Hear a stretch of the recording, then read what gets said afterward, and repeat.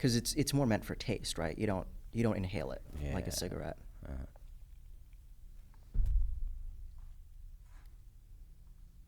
I assume people could smoke cigarette and not inhale too, then, right? All right. Are you guys ready to start the I think podcast? Yeah. you should be able to ingest the nicotine through the mouth, because that's how you do it with a cigar. Okay. We're rolling. We're putting this in a podcast. All right. Are we rolling already? We're talking I'll about just count Dylan down and from 5 cigars. and then say action, okay? Okay. All right. Dylan, you ready? Yeah. Mr. Mayor, you ready? Yes, sir. Okay. 5, 4, 3, 2, 1, action. Have you ever done this before? And not in this room. I think I have one experience sometime last year. I would call that probably a podcast in hindsight. Well, thank you so much for coming on, Mr. Mayor. Sure. We appreciate you coming here to speak not just to our organization, but also to residents in Torrance and the South Bay. A little bit about your background. You immigrated here from Taiwan when you were About 6. about 6 years old. You went to Carson High and then graduated from UCLA. And then you worked at Raytheon for, 33 years? Yes. Ish? And then now you're active in the local church. How'd you transition from doing all of that to running for public office? How'd you get involved in the city? It probably starts back after I retired from Raytheon after 33 years, July 2017. And it was about a month after I retired that I shared with my wife, Amy, that I had a sense of calling. So it was a bit of a God thing, I would say. So it started from there, without that sense of calling and then following through and initiating my own vetting, I probably would not be being in public office today. So that's how it started, because then as I initiated my own vetting, then I had to learn, what it takes to even run a campaign, run an election for office. And Was there something specific about this calling walk me through this, the process? It's kind of hard to tell. Maybe someday I'll write a book about it. But it is strange, because I'm not, yes, I'm a Christian, I'm a believer, not very charismatic, in terms of, the baptism, the Holy Spirit, if you will. But it was just a deep sense of calling, I felt like. And, if I was going to, do the rear view mirror, rewind what really happened, it possibly could be that, have you ever, during the holidays like Thanksgiving or Christmas, you might have big family get together, and inevitably some topic that's trending on the news that becomes a topic discussion at the dinner table. And somebody will mention, did you hear about so-and-so, and he or she said this and this, and then everybody starts chiming in and offering their free opinion and about things. That could be a possibility. There was a time that I used to watch Laker games all the time, and then that's when the Lakers had Phil Jackson as a coach, and I would every once in a while I'd joke around with my wife Amy. I would pretend and go, "Hey Phil, you should have ran this play," So a lot of armchair quarterbacking opinions, but I think it's maybe a little bit of that, and a sense of gratitude that first generation immigrant like myself, the son of a blue collar worker, a mechanic, if you will, right? Parents were non-college degree graduates, could someday be raised, go to UCLA, get my first job, get married roughly 4 months after I got married, put a down payment on our first home 1 month after we got married, our first child 11 months after we got married. Wow. That's a lot of events all really close together. And then from that job on, so the first job the company was called Hughes Aircraft Company. Shortly midway through there, Raytheon acquired Hughes Aircraft, so it became Raytheon. So in terms of working, you could almost say I was a one-company man from beginning to the end, which is a little rarity. Definitely these days, yeah. Yeah, and when Amy was pregnant with our first daughter, we decided we're going to be single-income family. And So if you, Amy is your wife? Amy is my wife, Okay. and so we had our first daughter 11 months after married. So at 25, I was a father. Wow. And then at 27, we had our second daughter. But so when Amy was pregnant with our first one, we decided we're going to do our best to be a single-income family. So if you think about what that really means is we're now paying mortgages. We decided we're going to be a single-income family. Back at a time when a lot of my peers were getting married, and there was a term called DINK, double income, no kids. So they were going around after they got married, but I got married probably a little bit earlier than my peers. So as soon as they got married, they were just sharing with me pictures everywhere they went because they were going on a lot of extravagant vacations, if you will, because they were double income, no kids, dinks. But we decided we're going to live a simple lifestyle. We thought that's our preferred way of raising our children, our family. And to do that on a single income and to retire from Raytheon 33 years later, having no debt, maybe it was also a sense of gratefulness. You know, people throw around the term, you know, living the American dream. Well, you know, I could pretty much testify that I have actually tasted the American dream, right? And maybe a sense of gratefulness that, yeah, there's something I could do to serve and give back. And would you say that how would you say that inspired you to run? Like, why city council? Yeah, you know, that's a question. It's hard to tell. Like I say, when I had a calling, I just went to Google search and city council, how many seats were open, and found out there was 3 seats open. So I retired July 2017, Okay. and found out June 2018 that there was actually 3 city council seats open for election, and thought, you know, going back to the dinner table talks, you know, sometimes you could talk and complain about, you know, that was a dumb comment, you know, I would not do that, or that's silly, and what was he or she thinking? And maybe it's one of those things that as I was leading a men's leadership ministry in my church, that the next step in taking the lead was, instead of complaining, being an armchair quarterback, maybe this is an opportunity to serve. If you're so smart in your own house, you know, giving your free opinion, maybe I should step up and offer myself to serve.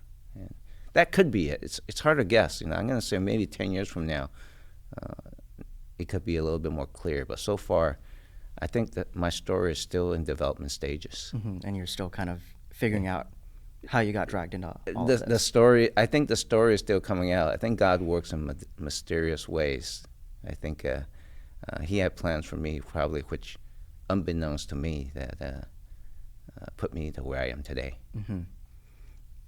And definitely, I think with all the events that have happened in the last, you started serving 2018 is when you won your first seat? That's correct. 2018. So what is that? About coming up on 8 years now, huh? You've been in... Yeah, it's almost 8 years. Almost 8 years. Yeah, right. So definitely you've had a lot of big moments over the last 8 years, serving on city council and then later mayor in 2022. Yes. I think, what made you decide to go from city councilman to mayor? There was a few phone calls after I got elected to city council the second time around. We probably had to rewind history a little bit. When I say second time around, some of the viewers, the audience may say, why did he just say that? 2018, I got elected to city council. It was an at-large seat, a term which is 4 years. But before I got sworn in, the council that was about to end that term decided that the city of Torrance was going to go into district elections, and that they're going to phase it in 2 election cycles. So they split the city into 6 districts. Was there a reason they decided to switch to district elections? We're threatened by the California Voters' Rights Act. The premise of that is that it was discriminatory against ethnic minorities, and opportunity to get people of their ethnicity participating in government or get elected if certain parts of the city were more politically involved, and the candidates of a certain race typically would not have the opportunity to get in. I believe the premise was Latinos and Asians were unfairly not having the opportunity to get in office. But if you split the city into districts, then at least you get one representative in each of those physical districts. And maybe areas in the city that has ethnic minorities, namely more the Latino, Asian population, may have an opportunity to, be represented as an elected official.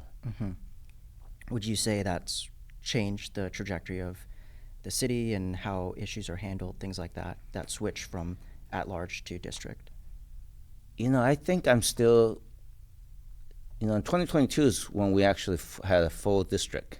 With One one through- yeah, through one- five, right? yeah, And one- then that was yeah. the same race as your mayor's election. That's correct. So I think the data is yet to be determined yet. Determined, I would say, because at large, you automatically think every decision we make is for the good of the entire city. The concern of being by district is if you serve in a district, you start talking like, I'm going to be looking out for what is best for my own district. So everybody still has their own little boundaries, area of focus.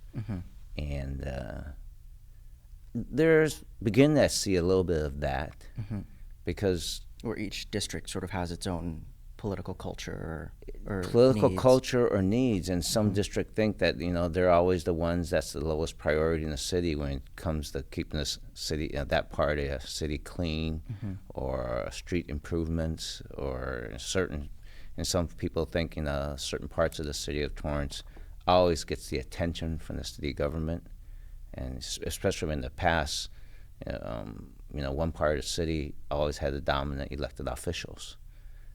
But then I think we all signed up to a resolution after each district election that even though we all serve as a district council member, except the mayor's still at large. Still at large. That we would govern as if we were governing, each one of us stood at an at-large seat. But I could see as time goes on, as we're having these community meetings nowadays, each elected official from each community is having their own community meetings. Naturally, it becomes a little bit focused on what's good of the district, because he or she oftentimes, again, very natural, is if I want to get elected again, I want to make sure the folks in my unique district knows that I'm focusing on the issues, what's in our geographic location. So just to rewind a little bit, you ran for office 2018. That was Yes. your first time. 2020, you ran again because of districts. Right. And then 2022, walk me through the mayor's race. Okay. How did that happen? Got it. And what would you say some of the pressing issues were at the time? Got it. Okay, yeah. Thinking back, I think I almost forgot your question when I was answering the first one. So maybe we should continue that one just a little bit before I get to this one. Because, previous council, before I got sworn in for my very first time, decided that the first election cycle, which is going to be March 2020, which is 2 years after I first got elected, and decided to put West Torrance, which is District 2, all the even numbers, 2, 4, 6, was going to be the first phase. So since I live in District 2, I even wrote an email. I said, I just got elected at large. So District 2, at that time, had 3 people in District 2. And I wrote an email before I took office. I just got elected, so there's going to be 3 of us in District 2. Wouldn't it be more prudent to put another district that has no representatives in the council to be in the first phase? Because District 2 already has 3. We're already triple stacked. They didn't seem like there was no response and no interest. So I had to run District 2 2 years after I first got elected. And then I had to win that one. And then after I won that one, probably a few months shortly after I ran that one, that was 2020, in early 2021, about a year later, I was approached by various members of communities to start thinking about running for mayor. So that's what started the whole thing. I didn't even think about it because at first my first response was, I just ran 2 consecutive campaigns. in a row. And you know how hard it is. You're asking me to consider to run for mayor. Now this is at large now, right? The first time I was at large. Second time I was you at had district. reservations about doing it. Yeah, it takes a lot. Oh yeah, I could Especially imagine. people who aren't involved is wondering, why are you asking for donations every election? Something happened? Do you keep getting the short straw or something? I said, no, you have to explain the circumstances of being at large and running again for a district, and then now you have to run at large for the whole city again. So it's a kind of a big deal, and it's humbling that people are asking you to start running for mayor, but at the same time, I was barely trying to complete 4 years as elected council member and not having finished even one formal term yet. So you've just been running constantly then. You haven't completed one full term. That's correct. When I complete this mayoral term, 2026 will be technically the first 4-year term I will have completed. Wow. Okay. So back to my question about the mayor's race. Walk me through what happened. How'd you go from reservations to eventually deciding to run and then winning? And what were some of the first issues that were on the ballot and that you were dealing with at the time? Again, I think just about every major decisions my wife and I make, it's not me alone. It's got to be my wife and I. It's a family, because elected officials is not just a one person. The people in the community sees me only, but it's the whole family. You can't, ignore someone just because one person is elected. Maybe we'll have to interview Amy next. Perhaps. I would say we discussed and we prayed about it quite a bit, because I think we, as Christians in a family of faith, I think we really believe that we need to seek God's wisdom and guidance, especially for major decisions. And not that city council is not major, but you're barely into 2-3 years at that time as a city council member, and arguably I'm still learning the ropes of the technicalities, how to govern as an elected official. And to start considering running for a mayor race is a big deal. I think again, we prayed about it, seek the counsel of the wise from church and friends who had experience in how I've governed, and when we felt that yes, if they're the community members who thought that I was someone that might be ready to run for mayor, and we decided, okay, let's give it a shot. And probably one of the big things at that time was there was not only me running for mayor on the ballot, the city, as we're going into the election for June 2022, was the sales tax measure. SST, right? SST. Yeah.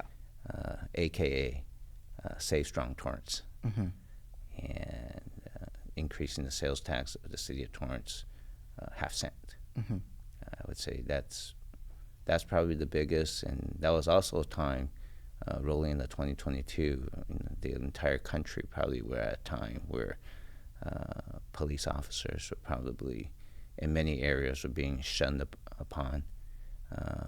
Shunned upon meaning that they were disrespected by a lot of demonstrations all across the country. Burning cities down and riots, and police officers, they're risking their lives and they're being disrespected. So at a time where if they could retire, they'll just retire right on, as soon as they can. And those are some of the things. Homelessness was some of the things that was going on too. So how does the sales tax tie into all of those issues you talked about with, the police officers and the homelessness and stuff like that? What was the argument for increasing the sales tax? And what did you think of all of that? I was one of the ones who didn't believe we needed a sales tax. Okay. I think the arguments, even to selectively pick the 3 letters SST and calling it Safe Strong Torrance, it was a clever marketing scheme, I believe. I mean, who doesn't want Safe Strong Torrance? Yeah. Right. So if you a lot of time campaign is marketing, right? And the premise was that the city needed these funds so that you can keep your city safe and strong financially.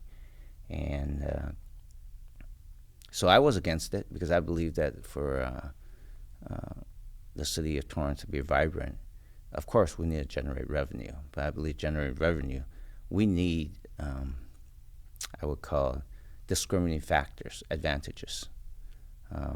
We have the second largest mall on the West Coast, the Alamo Fashion Center. Mm-hmm. And I'll give you one real example. Their marketing director at the time heard about this SST campaign. He said, Councilman Chen, why is the city pushing for this? You know, half-cent sales tax, you're just going to send all the shoppers to Orange County. I said, you're actually right. You know, I mean, I even said at the time, you know, people are lining up. We have a Costco gas station in Torrance. Yeah, I remember gas was like $6 a gallon at the time. Yeah, and however, you could go to Costco, maybe the per gallon price at Costco, maybe in some cases up to 50 cents a gallon, maybe, or 5 cents a gallon. Let's say 5 cents a gallon. Mm-hmm. 5 cents a gallon times a 10-gallon tank, that's, if I do my public math, it's about 50 cents, right? 0.5 Yeah. times 10. Just a difference, half a cent per gallon. Do you remember the lines at Costco gas station? Oh, compared yeah. to- I mean, they were all the way out on Lomita Boulevard. Absolutely. And some people will say, if you look at the grand scheme of things, that's 50 cents for one tank up, right? Not a big deal. But in the shopper's mind, sometimes they'll drive a mile because they're going to save 50 cents because it makes a difference. In the same token, if the city of Torrance wants to attract shoppers, increase revenue, as elected officials, we should be developing strategy to bring in revenue, to attract customers, shoppers come to our city, being safe and clean, not necessarily increasing the sales tax. Because I believe that having a lower sales tax competing against neighboring cities, it gives us the competitive advantage. Mm-hmm. So that this argument, we're going to send all our shoppers to Orange County, would be not as prevalent. You know, at the time we were 9.5% sales tax, so now we're 10, right? But I just thought that really puts the pressure on the elected leaders in the city of Torrance. How do we promote the city of Torrance so shoppers will come without increasing the sales tax? Mm-hmm. So you become mayor, right? SST passes. How would you say those first few months were? Like how was, I believe SST was originally proposed because of the reserves issue, right?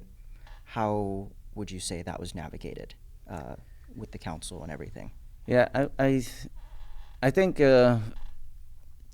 how it's connected to reserve issue is probably up to some folks who want to dive into it to see what happened. Because Mm-hmm. I'm the one that flagged that, the last few years prior to being elected as mayor, that the city was actually using reserves to balance the annual budget. Mm-hmm. And what does that mean in the plain English for the everyday resident? That means every month for a typical household that we have, we get a paycheck and we put in a certain amount for, like, some common rule of thumb is to put away 6 months of liquid cash, if you will, liquidity, that you can tap into any time for a rainy day fund. Some unexpected disaster, the plumbing breaks, so that you're able to fund those kind of repairs. And that's what we call the reserves for. And back when I worked at Raytheon as a program manager, reserves weren't used as cash that you use, that gets transferred regularly. Reserves almost had a dual key.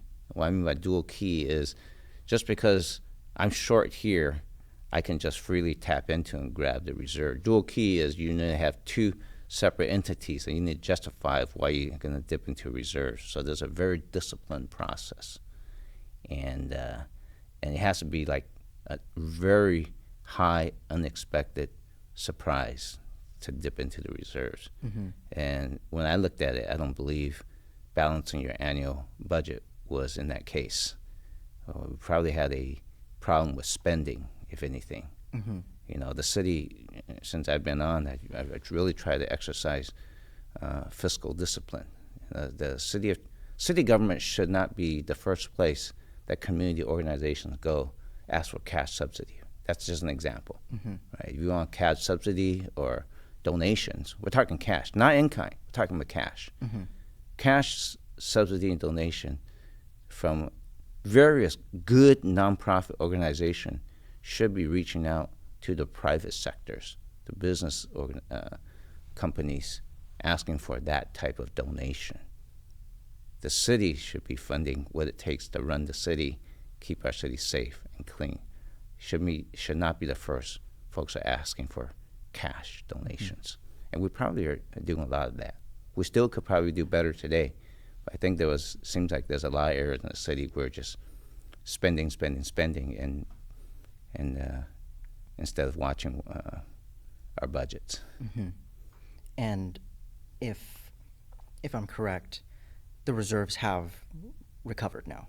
Yeah, using the same calculation scheme of when we were crawling back, when we were rated fourth from the bottom by the California State Auditors, the year when we have 581,000 of reserves, we were rated fourth from the bottom. I just gave my State of the City address September 12th, and our city reserves, calculating in the same apples to apples, is 131.5 million. So we come a long way back. Wow. And then we're out of what red. What was it before? It was 581K. Wow. So that's several times over. Okay. Yeah, that's and then at least 3 zeros. So I guess the question I have is, how much of this can you attribute to SST, the sales tax, and how much can you attribute to just changes in the way councils does budget and things like that? I think some people automatically say, oh, that's because SST passed. I think if you're just, roughly account for what SST brought in, I think maybe at most 25 million, right? So if you go 131 million minus, 25 million, that's still a very big number, right? That's still about $100 million, if you will. Or if you just assume, because SST, still has to pay for other areas. Yeah. So no, SST is not the answer. I think a lot of it is probably due to vacancies. Yeah, we fund all our departments in the city at 100%. Now, if you have a police force, I'll just use an example because we're using SST, one of the word is safe, right? If we're understaffed by roughly 40 police officers, that's a lot of unspent salary. So unspent salary becomes surplus, right? And it's not just police. We average hovering probably close to 200 vacancies a month. That alone, you start developing unspent salaries, which become surplus. The other area is just being more judicious and disciplined in how we spend. I know the city staff is very conscientious when they have agendas on where the source of money is, when they have items, if it's general fund or it's grant.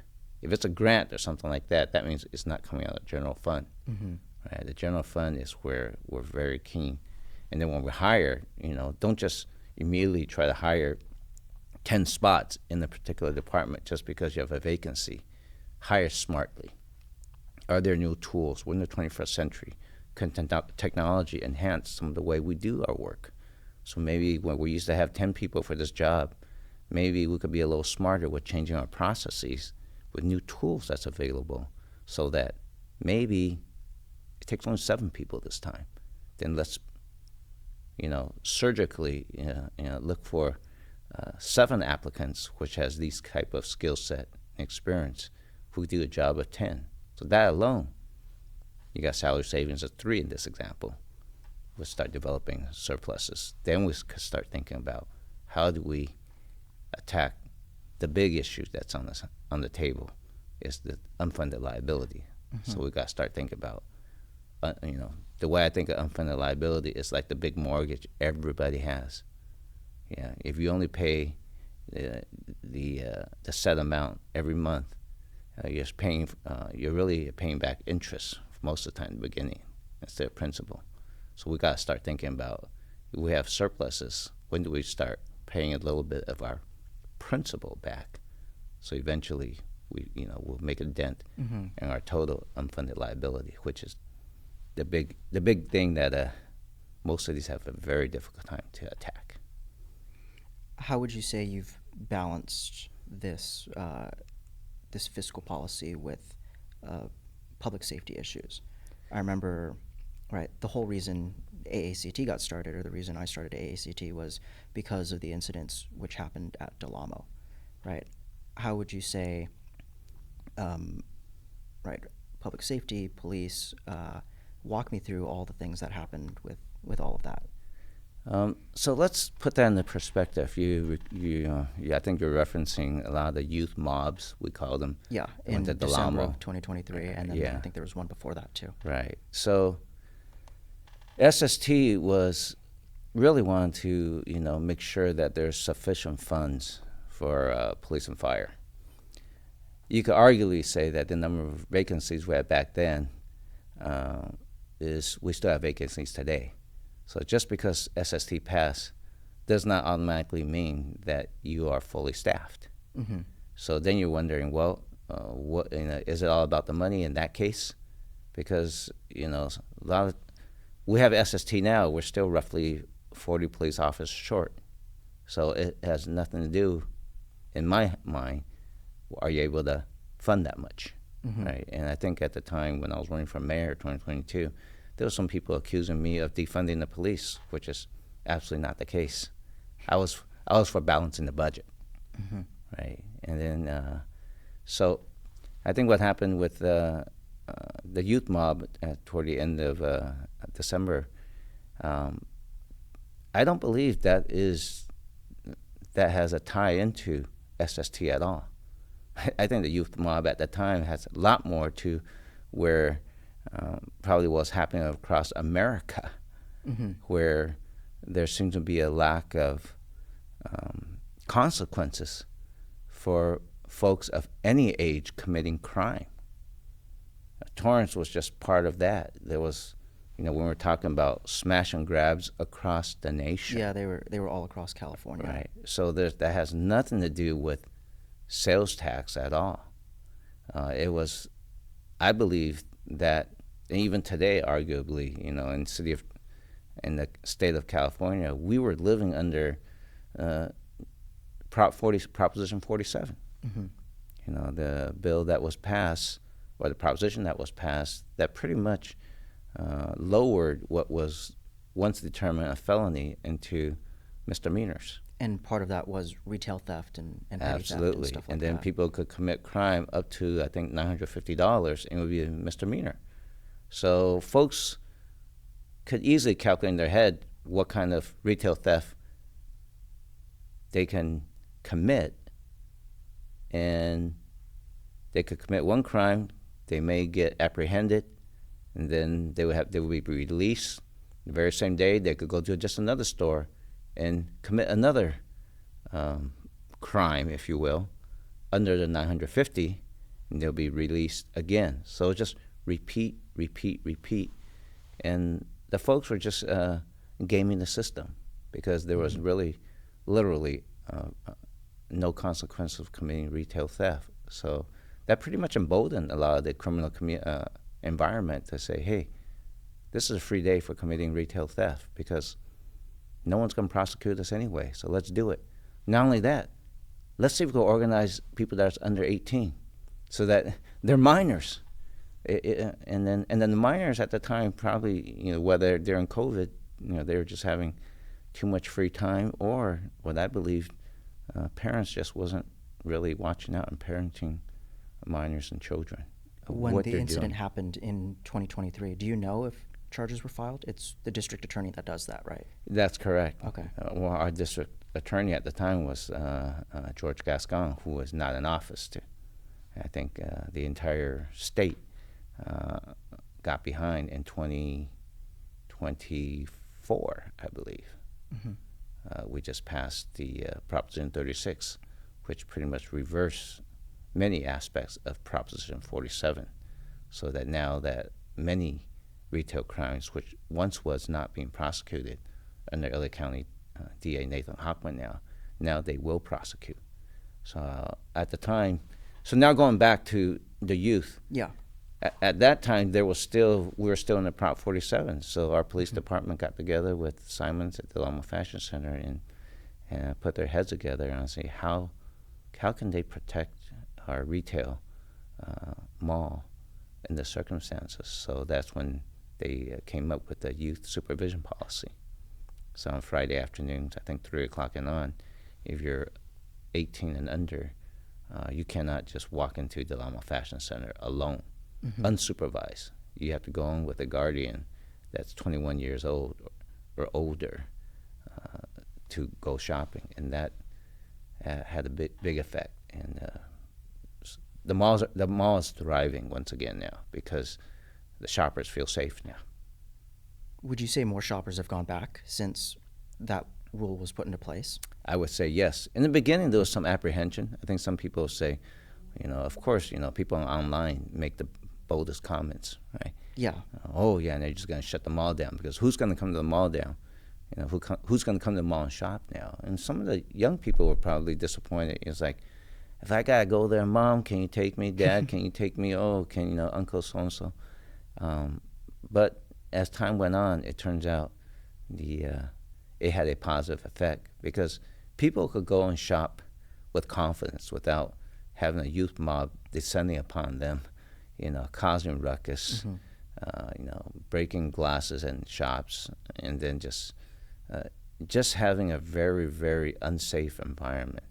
At least now the environment is safe. And it's so safe, you could arguably say that, why did Apple decide to open up their retail store in the Loma Fashion Center last year, right?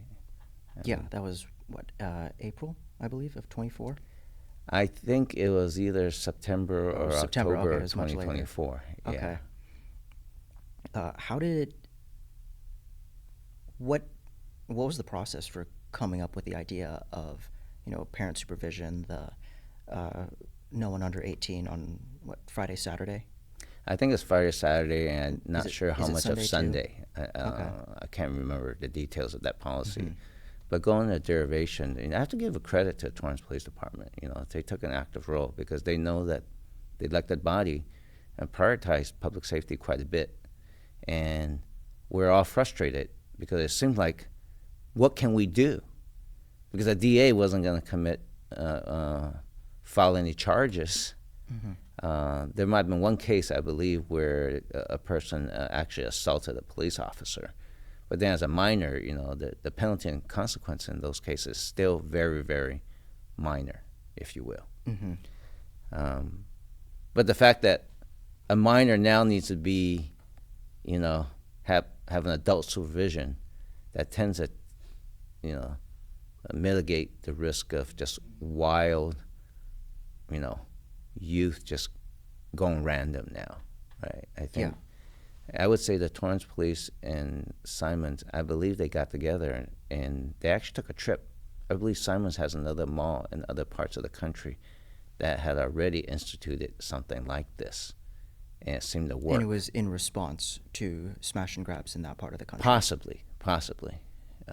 That part I can't quite remember, but I do recall that they had an operation of certain policies that seemed to have worked. So we decided that we're going to do it here. So far, at least we weren't the first one. In this case, we might have been, the second or third one. But we'll give kudos to Torrance PD and the Simons Mall because they work together rather than you do your thing. It's your fault this happened. They worked together and came up with a solution. With people with a common purpose work together, and usually we could come up with a practical solution. And now that obviously George Gascon is gone, I assume we're prosecuting retail theft now, or things are different, and Prop 36 is passed. As you said, it reversed a lot of the things that was the law under Prop 47. Would you say that there's any talk of reversing the policy that Simon has with youth not being able to go on the weekends without a guardian or a supervisor? I would say it's probably too early to be changing policies yet, because Prop 36 passed last November. We're just getting close to maybe a year now. About a month ago, I invited Nathan Hochman, our current district attorney, and LA County and you spoke at Sheriff. City Hall, right? That's correct. And we invited Sheriff Luna as well. And we had a community meeting in City Hall, as you say. And the purpose of that was really allow the community to hear from the district attorney himself and the sheriff what we're doing differently now than before. Because there's a transition from a new DA, right? So Nathan Hochman, once he got elected in November, there's a transition period. He still has to build up his staff and then establish his policies. So I would say we're probably still in the early stages. But the clear thing that I think that the community got was that they are going to prosecute retail crime now. So there's nothing that, folks who are committing crime, they think they're going to get away with it with a slap on the hand. They're going to prosecute. They even had decals they were handing out to people who can give the It's retail the little stores. yellow sticker, right? A little Hochman's decal face on yellow it. sticker Yeah. you could put on I've seen the those. storefront windows, and pretty much says, we will prosecute retail crime by the Retail Crime Task Force. That offers as a deterrent. But that's bold. It's telling folks, you're not going to get away with this anymore. And I think that's a strong message. Prop 36 passed by over 70%. Yeah, it was That a means- landslide, I remember.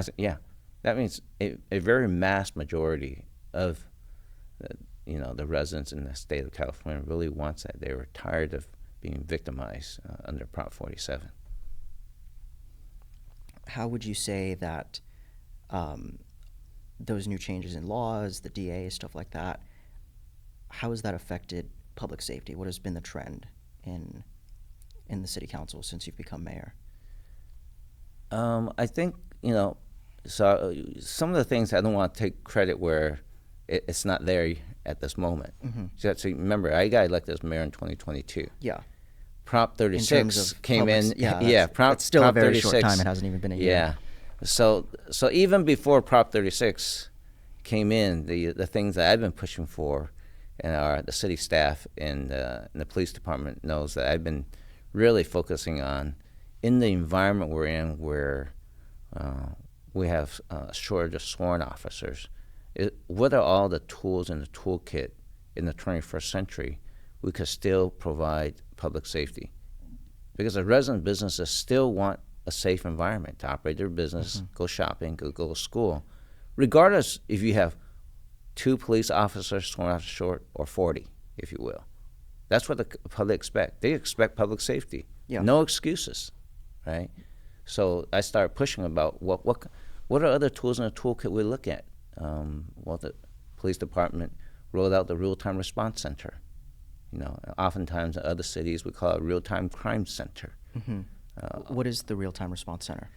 In a simple nutshell, it's real-time, meaning you have cameras in public areas. No one's looking, invading on people's privacy of their home. This is in public areas where you could put cameras, for example, at the Alamo Fashion Center, in the parking lot, Home Depot in the parking lot, just different places, big intersections, so that in the police department there is a room, the real-time response center room, where there are monitors. So those camera feeds into the monitors, so we can have visual information and intelligence, where we call that intelligence.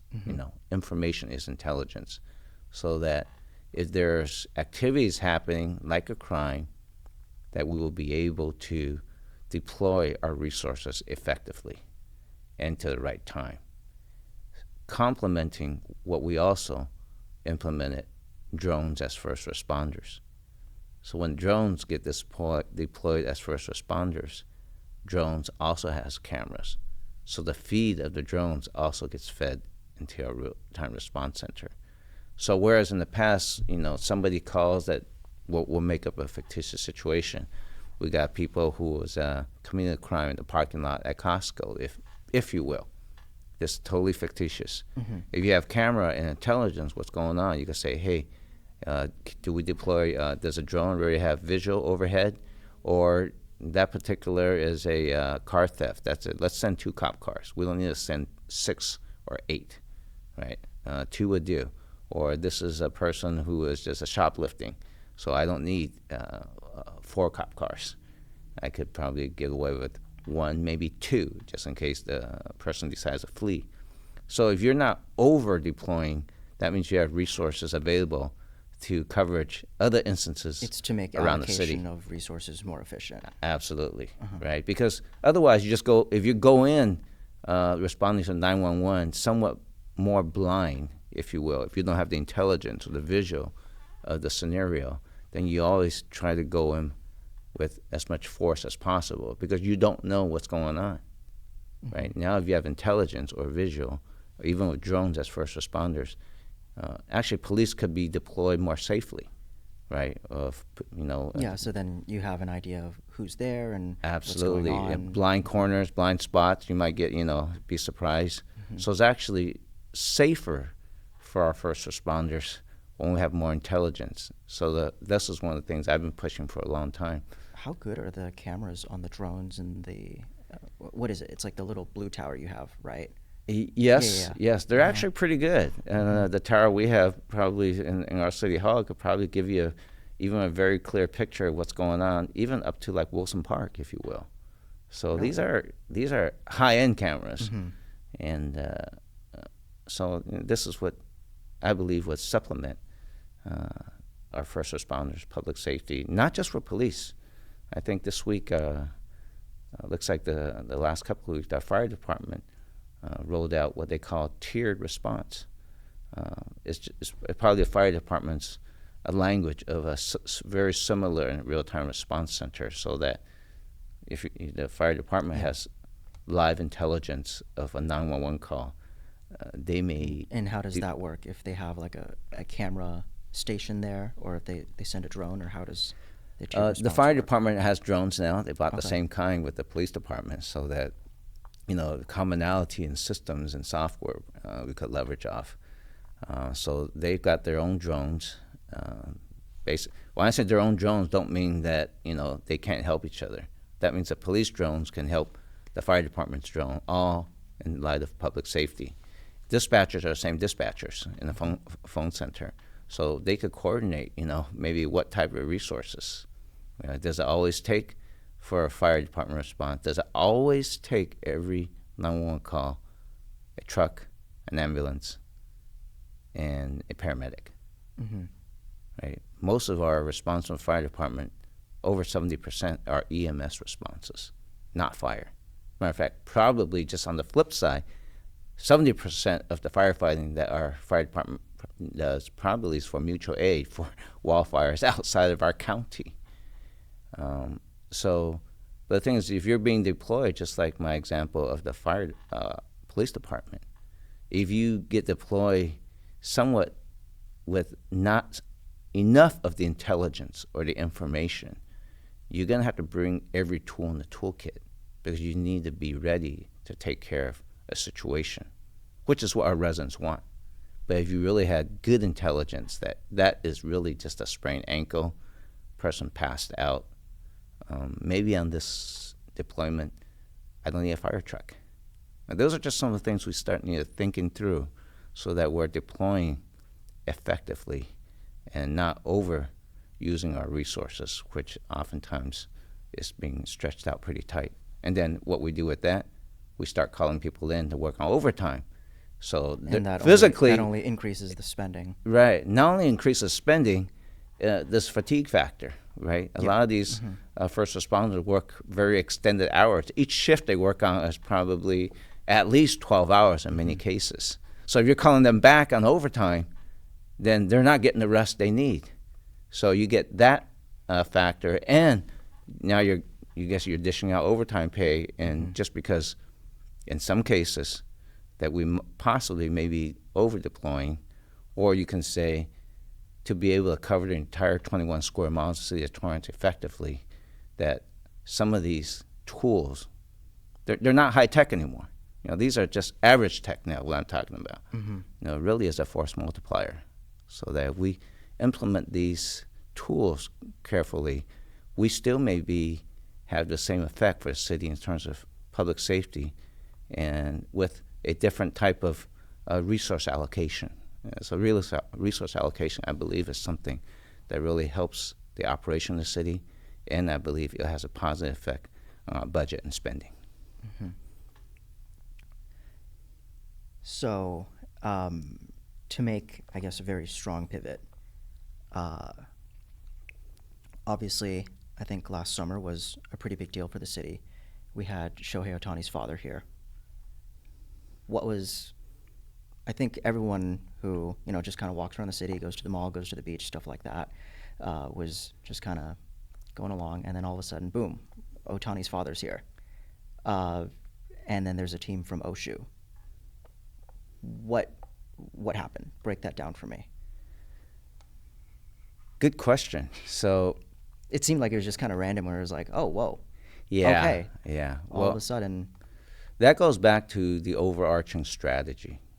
I think one of the things that I try to share with my colleagues and city staff is economic development strategy, generating revenue. Sometimes I half-jokingly tell folks, it's not about the money, it's all about the money. Mm-hmm. And sometimes people hear that, say, that mayor's just greedy. But at the end of the day, the more revenue the city generates, the less temptation of providing services because we did not have enough revenue. So what I'm leading to, the temptation is, if there's lack of revenue, the temptation is what kind of a scheme we're going to roll out to say, I think we need SST 2.0 now, increase taxes, right? Mm-hmm. Because you got to pay for the staff. Cost of everything has gone up. So we need to think of strategies to increase revenue. And most of the revenue from the city of Torrance, with the exception of this year, it looks like property tax has out-tipped sales tax. But sales tax is where we want to focus on. How do we generate sales tax? What strategies can we to bring people to come to the city of Torrance? At the end of the day, is spend some money. Who's going to come here to go to our malls and shop? How are we going to get people here to go to restaurants and eat? So, looking at data, as you said earlier, I'm an engineer, so we've got to make data-backed decisions. City of Torrance has a AAPI population of roughly, I'm gonna round off in round numbers. Some people argue either 37% to 40%. Mm-hmm. I would say anywhere that. Let's just round off to a number we can live with easy in our head. Just round off to 40% AAPI. We also have the highest concentration of Japanese Americans in the 48 contiguous states. That's just data. You can't argue the data. Mm-hmm. So when Shohei Ohtani and Yoshinobu Yamamoto signed with the Dodgers a couple of years ago. Both Japanese baseball players. Absolutely. So I had discussion with my colleague John Kaji on the city council, and is there a strategy or is there a play we could make on this now? So of course there is, right? A letter from the mayor of Torrance to the mayor of Shohei Ohtani's hometown, Oshu City, mm-hmm. a mayor from the city of Torrance to the hometown of Yoshinobu Yamamoto, Bizen, asking them, sharing with them the demographics of the city of Torrance, features and benefits, and would they consider a friendship city agreement with us, mutual benefits, mm-hmm. with respect to economics, athletics, and cultural. The focus I have is economic development, not just cultural, because I believe that anytime two parties get together and have activities, interaction, we're going to start developing the cultural learning experience from each other. So October 1, 2024, we signed a friendship agreement with Oshu City, because mm-hmm. your question was on Shohei Ohtani, yeah. right? So the mayor of Oshu City came October 1, and as part of that discussion, but our MOU agreement written, and part of it was also athletic exchanges development, because we want to capitalize on a rarity World Cup 26 is coming. LA 28 is coming. And then the big one that everybody saw, Shohei Ohtani is a Dodger now, right? What would you say the main parameters of this Friendship City agreement were? Like, what were the terms hammered out? And you said athletic exchange. Yeah, it was all like about 4 bullets on there. Okay. Because I want to keep it simple, Yeah. right? It wasn't like a 26-page contract No, or anything. just 1 page. Because, I believe keeping it simple is the best way. It was exactly the points. I'm trying to remember. It was economic, partnership, athletic, and cultural. Those are the 3 big ones I can remember. Because those are things that I believe that really matters at the end of the day. And then with Shohei coming, that's when we start talking about having youth athletic exchanges. And, fast forward August 2025 this year. This is through, but it was planned for a long time. There was a lot of meetings and discussion in the background to come to fruition of Oshu City sending a baseball team to the city of Torrance to be competing with our youth baseball teams around here. And the bonus on top of that was, as most of the people found out, is the coach of the Oshu City was none other than Toru Ohtani, Shohei Ohtani's father. Yeah. Right. And when you say it seemed like it almost popped out, now I could share about it now in hindsight. I really wanted to push the promote it much earlier, much bigger earlier. But there's also a concern, because if you have a last name Ohtani coming into town, Yeah, it's a little suspicious. not only suspicious, but you got to think about security, right? You never know about some crazy fans who may do something irrational or dumb. Then you got to have a whole security posture, right? And that was potentially, that could be a little complicated. So the promo probably came out just less than 3 days. I'm pretty sure less than 7 days ahead. Yeah, I So- remember it was very sudden, and I was like, oh, when's it? Oh, this is happening tomorrow. Right, Okay. right. So that's probably had a little bit of surprise factor, even though for myself and the staff, we knew when it was coming. But then, I just had to be very patient because of the security risk concerns. It turned out it was a huge, huge success because, and Toru Ohtani, just like, our superstar Shohei, who just, got named the MVP of the National League Championship Series, very humble man. And I can see how Shohei, as big of a superstar he is, but we all can acknowledge that he is like, the example how to be a humble superstar. You just watch his behavior. He's out there picking up trash, and a superstar like him. But his first year, the Dodgers recouped the $700 million that they're going to pay him out in 10 years, right? Through all the different ads and promotions. So to answer your question, Dylan, that's huge success. It brings visibility internationally for the city of Torrance, so that at least all the Japanese tourists from Japan who comes and wants to watch Shohei Ohtani in action, that we will be the favorite city that they will come to stay in our hotels, eat at our restaurants, go to our shops. 1, we have the highest concentration of Japanese Americans in the 48 contiguous states. 2, we're a safe city. And 3, we're a clean city. You package all that together, it's much more inviting. So that starts off. It was an economic development strategy, which we hope to, and we're doing right now, actually, not just Japan. We're not limited to Japan. We have to look at the data and see when timing is perfect. Just like many things we do in business or sports, you have to time it correctly. You just can't force something to come. The timing has to work well with on both parties. So it just turns out the relationship with Oshu worked out very well with the signing of Shohei and the baseball games. And then with the coming LA 28, there's much more potential opportunities we are working on even now. Interesting. How would you say that all of these moves with Shohei's father being here and the Friendship City deals, I believe, it's Japan, South Korea, and Taiwan currently, right? Yes. And then there's a few more that the city's looking at? The city is always looking at more. The thing is, I don't make this decision alone as mayor. Some people think that I make this decision. Mayor City of Torrance gets one vote. Since I've been the mayor, we've established 5 friendship cities.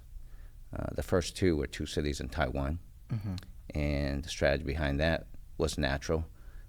One, Taiwanese community got excited because a Taiwanese-born person became the mayor of City of Torrance. So that's a natural response. And then at the time, during COVID, what was the number 1 shortage we had in the world? Chips, right? People weren't getting cars or anything. Most of the car lots were almost empty because there was a chip shortage. Well, who's the number 1 producer of chips in the world? Taiwan Semiconductor Company, TSMC.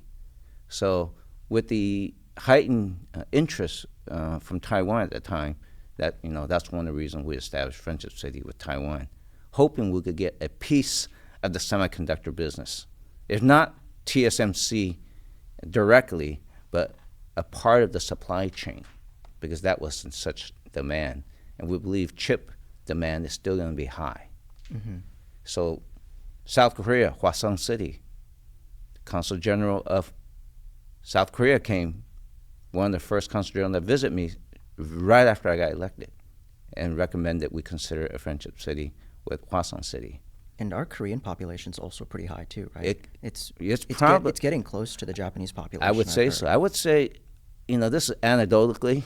That one I don't have the data. My observation: Korean population may be the fastest growing Asian population in the city of Torrance. The Japanese is still the highest, but the Korean may be the highest growing population, and very proactive. You could tell. Look at Hyundai and Genesis, their automaker. You see how fast they accelerate from being a brand new car maker to what they are now. And Hwaseong City, which we developed Friendship City, is home to Hyundai Kia. Hopefully you see the connection. Yeah. Samsung, number 2 chip producer in the world, and pharmaceuticals. So again, what was written in their MOU, very similar. Economic development, cultural, athletics. And I think that one we added education as well. Education. Yeah. And I think we did Was that. there a reason education was added specifically? That's because that's one of the features and benefits of the city of Torrance, right? Safe, clean, good temperature, good geographic location, and one of the top-notch schools in the country. People want to come to establish a business in the city of Torrance. If their family is coming, what is the education their kid's going to get? Very important. And then having education opportunities so that potential companies who's going to invest in the city of Torrance or move either their headquarters or their research and development operations here want to make sure that it's a good environment to raise a family.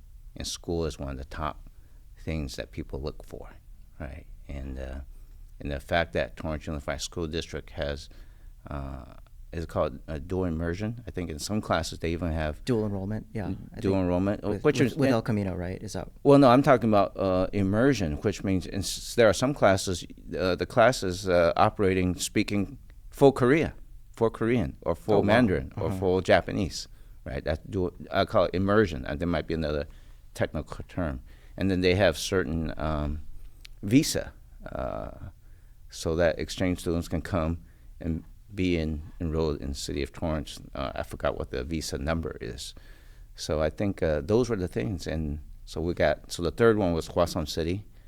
And then 2024, we added 2 more. Because Oshu and Bizen. As soon as we heard about the signing of the 2 Dodger players, we reached out to Oshu and Bizen.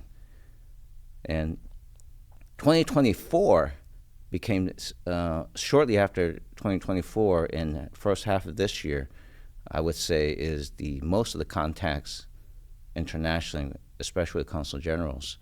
I would say 2025 has been the year of the European consul generals. So since I've been elected, we've had real live meetings and discussions with 12 countries, if you will. This year, I'll just name just a few: Italy, Germany, Ireland, Spain, Austria. I think next month Australia's coming. So depending on where I attend conferences and meetings, I make a very deliberate approach to develop relationship with the consul generals. Because the consul generals, if they come here and see the city of Torrance with their own eyes, it's not just believe me. Come and visit city of Torrance. See for yourself the community here. And one of the first things they often say, this is the Mayor of Korea when he came to visit before we signed Friendship City. He said, there's something different about your city. I said, what is that, Mayor? He goes, where's all the homeless people? I know that myself and other colleagues here, we always are working on, to really manage homelessness, and we always strive to do a little bit better. But to receive an unsolicited comment, a question like that, it's very humbling. That he's saying, "Where's the homeless people?" In my head, I'm thinking, "Yeah, I know where they are. You just didn't see them, right?" But so those are kind of things that they're looking at. I think. But the Europeans are getting ready. I just saw Consul General of Germany yesterday at the Consul General of Japan's Assumption of Office ceremony. There's a new one, right? Yes, Consul General Kosai Murata. And so Consul General of Germany was there, and she's saying everywhere she goes after she visits me, and this is her words, not me. She shared that with me even as of yesterday at Consul General Murata's residence. They're talking about our city. Word has gotten out, and it's all positive, about looking and evaluating our city for their international Olympic team. They're in the planning stages. So, where they're going to establish their support team, if you will. Now, not the athletes. The athletes would be in the Olympic Village, but where does the rest of the support team going to reside during that 2 weeks-ish or so? And we're promoting our city of Torrance to be the center of their base camp because it's a safe city. We have shops. We have restaurants. We have good location to LAX, just 9 miles south of LAX and 9 miles north of the Port of Long Beach and Port of LA.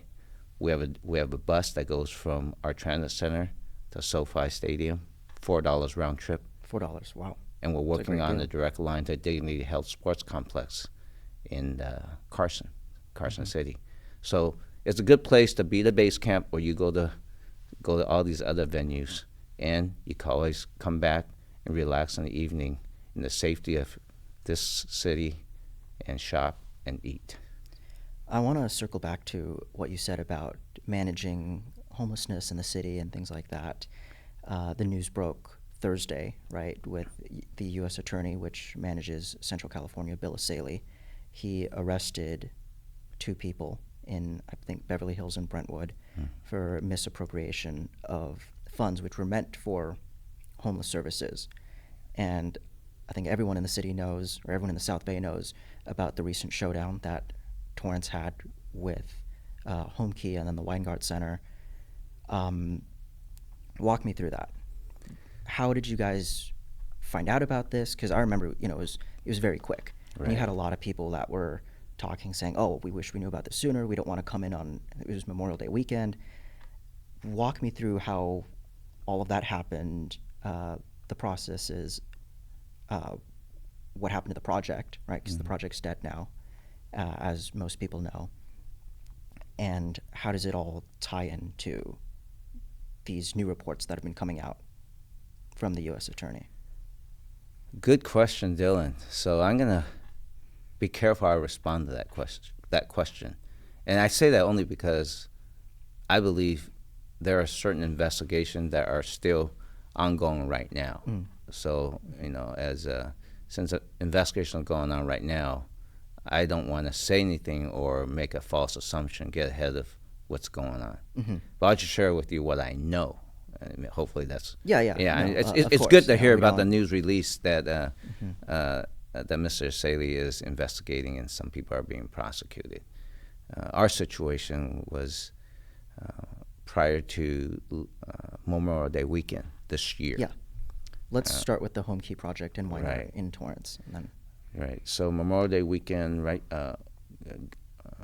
Approaching Memorial Day weekend, I'm going to say it was probably Wednesday before Memorial Day weekend. We got wind of, I believe actually Councilman Kaji got wind of, that the Board of Supervisors have it on their agenda the following Tuesday after Memorial Day holiday weekend. That was on the their agenda published Wednesday or what? That I don't know. That's Okay. when we were made aware of. It might have been published before that. A weekend advance is probably reasonable, but there may be some people. I think we got wind of it. I'm going to say around Wednesday before Memorial Day weekend. So I was made aware in city staff, and then that's when we discussed what we can do, and I made a decision to have an emergency city council meeting that Friday. And that's your call as the mayor. Yes, and I had to do that because we couldn't do it Thursday because I believe we have a 72-hour warning notice we need to give the public before we have such a meeting, especially emergency meeting. So 72 hours. The earliest we could do it was Friday, right before Memorial Day weekend.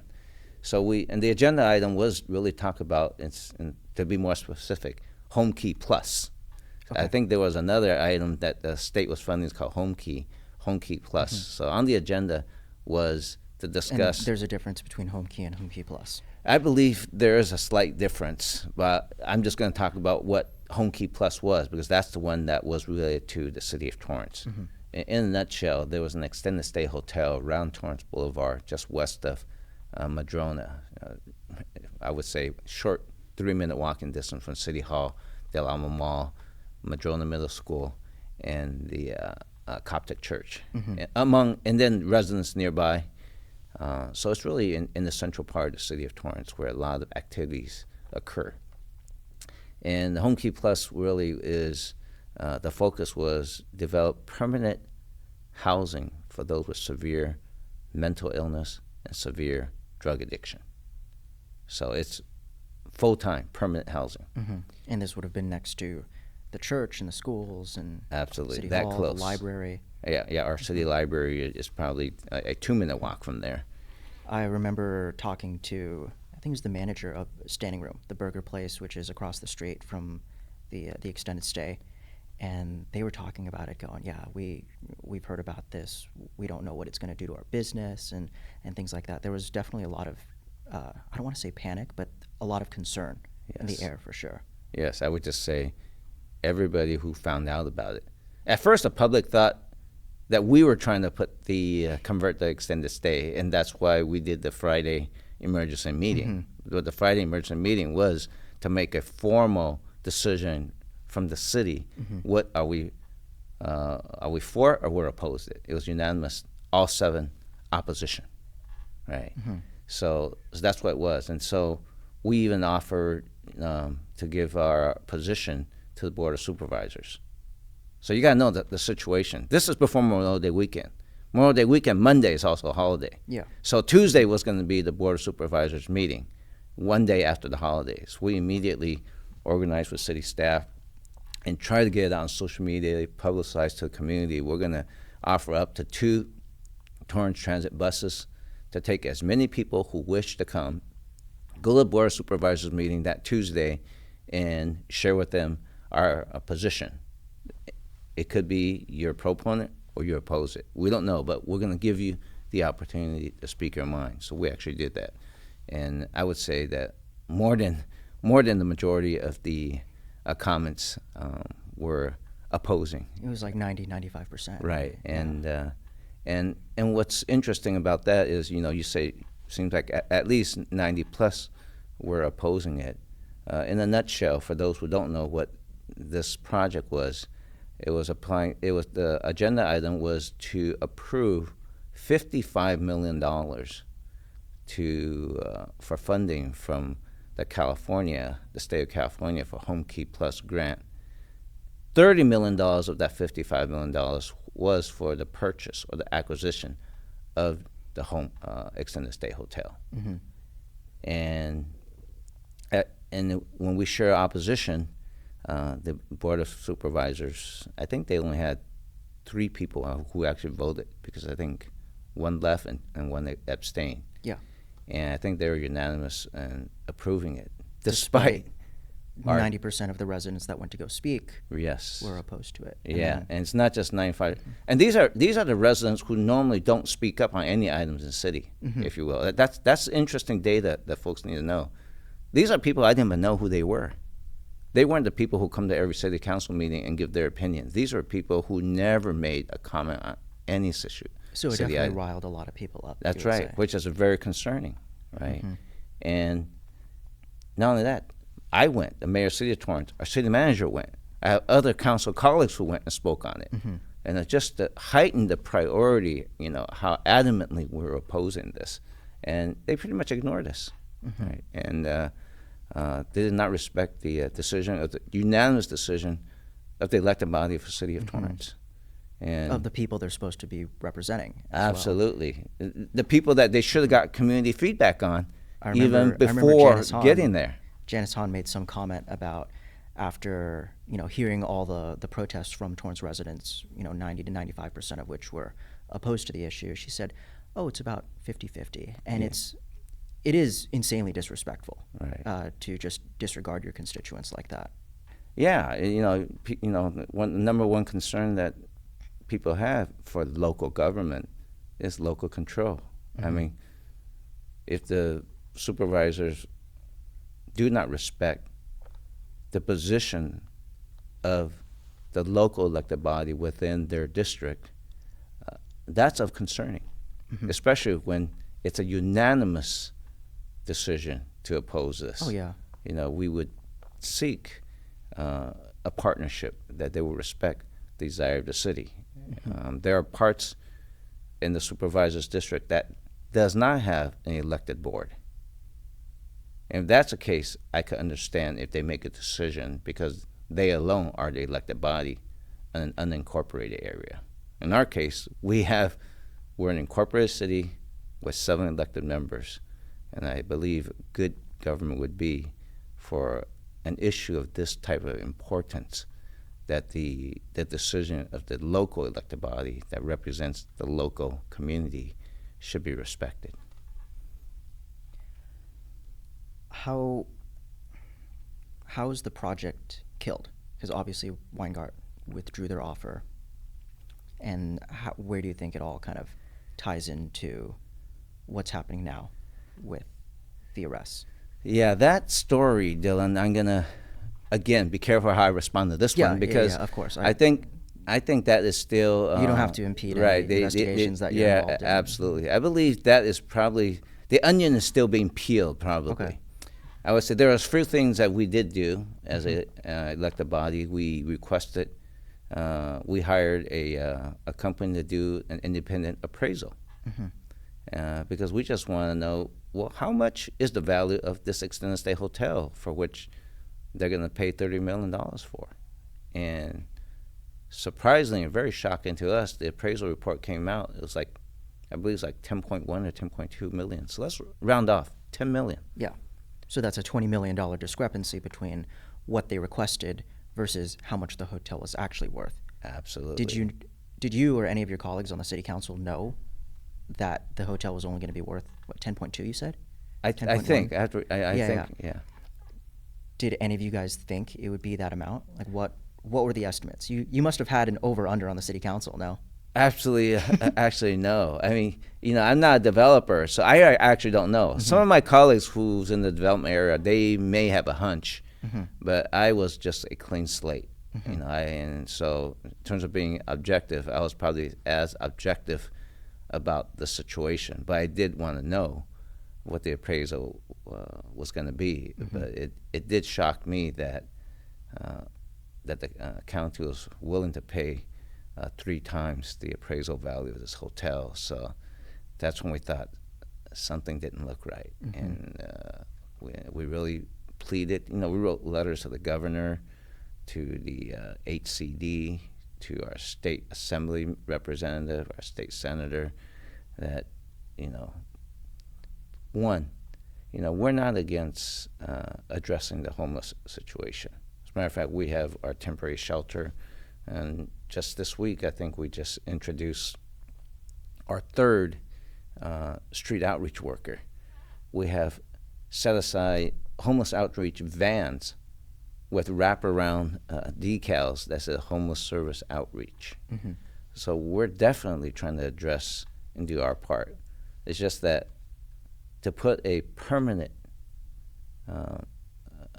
facility, living facility for those with severe mental illness, severe Especially without the drug consent abuse. of residents nearby. Absolutely, right. That's a decision that needs to come primarily from the local elected body with feedback from the local residents and businesses. Mm-hmm. And we believe that part was all sidelined. And and so we just, and those are the concerns we share with everyone who was willing to listen to us. And if not, at least they get a letter.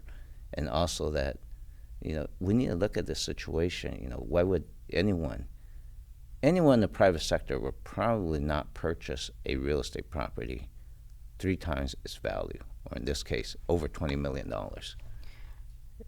So I've read through the statement that Bill Saley put out in regards to it.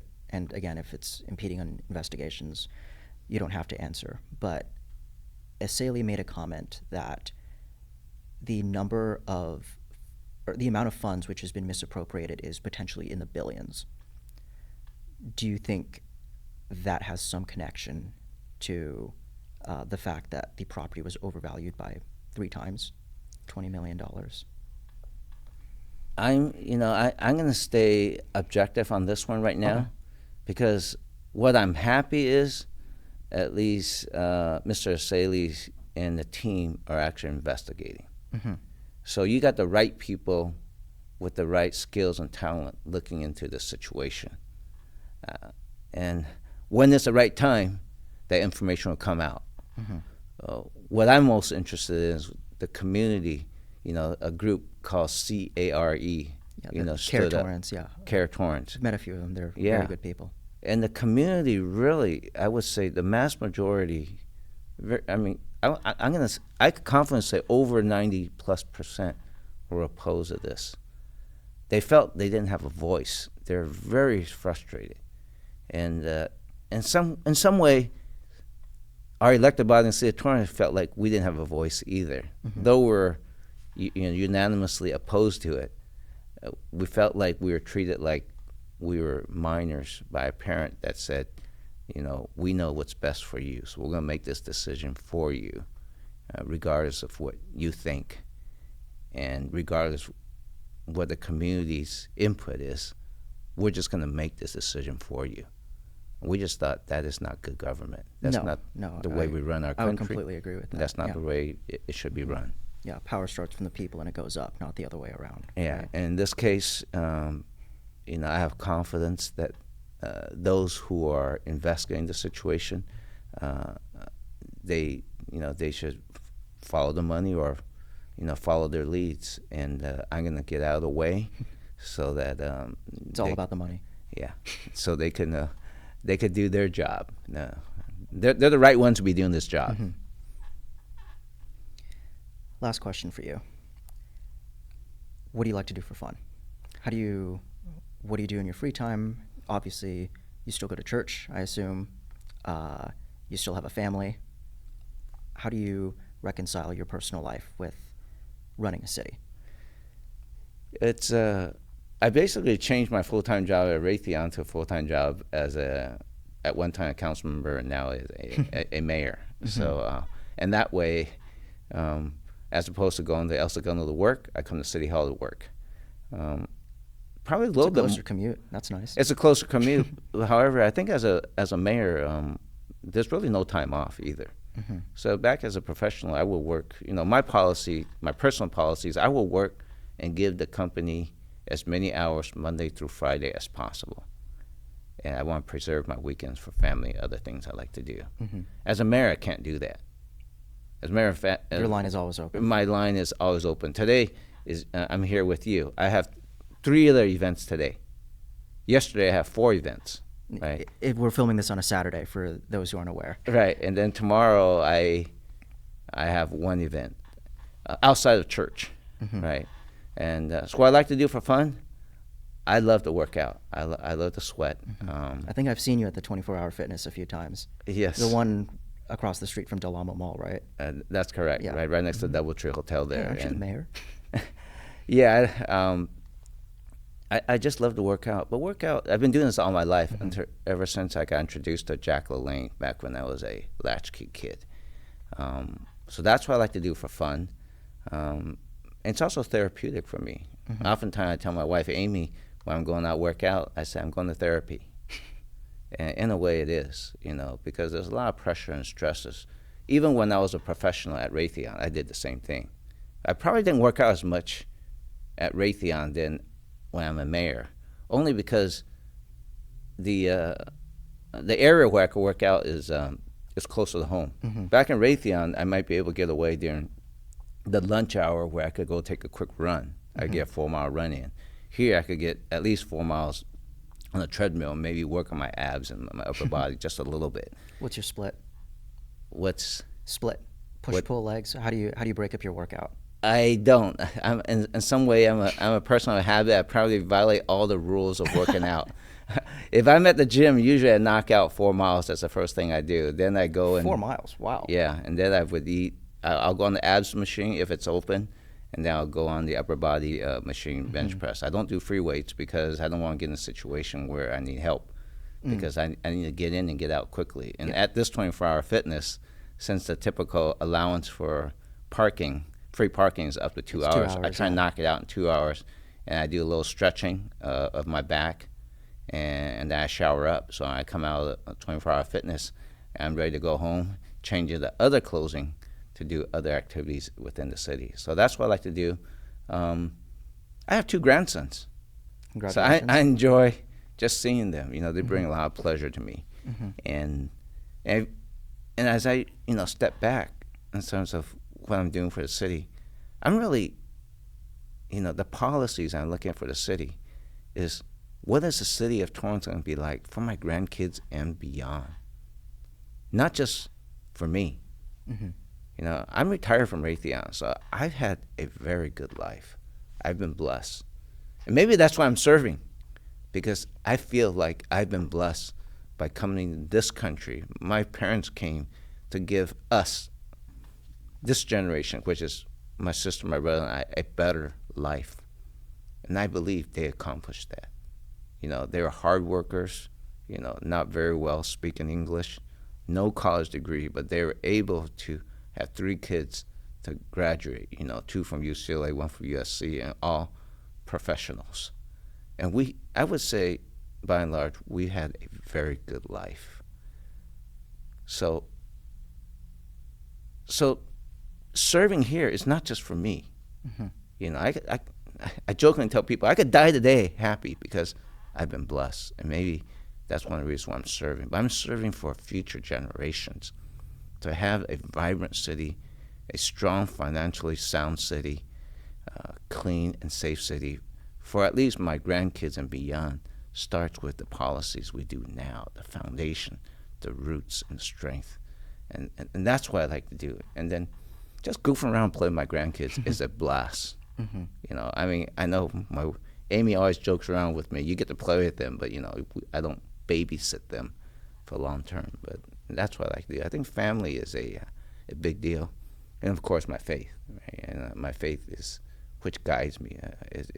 It's the foundation, the values I have. And so I really prioritize, worshiping, fellowshipping with believers, family, and then fitness. I don't know if I'm fit, but I like to work out. Any last comments, remarks? Well, it's been kind of fun, Dylan. I think we have a long session. Oh, yeah. In some cases, I felt like a little wordy that I got. But maybe that's why a lot of my friends say, "Hey, you're an engineer. You talk so much in details." But I try to give a very clear and precise response as possible. And I definitely think it is good that you talked quite a bit, because I feel like a lot of residents don't really know what's going on in the city. Yeah. And to have access to those details in a form that is closer to entertainment, right? It's just, this is a podcast. Yeah. So I think a lot of residents will be happy that they're able to, how long, I don't even know how long we've gone for. Yeah, but, I don't know, but I think I think the part about the whole strategy, economic development. I think I hope the residents really grasp that, because some people don't quite understand it. They would say, "Hey, why don't you focus on Torrance?" And I'm thinking, all of this thing I'm doing is for Torrance.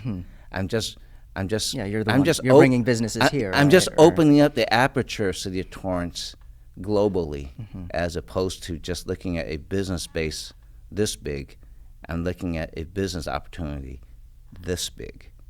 And then the data of our demographics, our city, tells me that we have a bigger market because we're such an international city already. And that's how I see it. So it's been fun.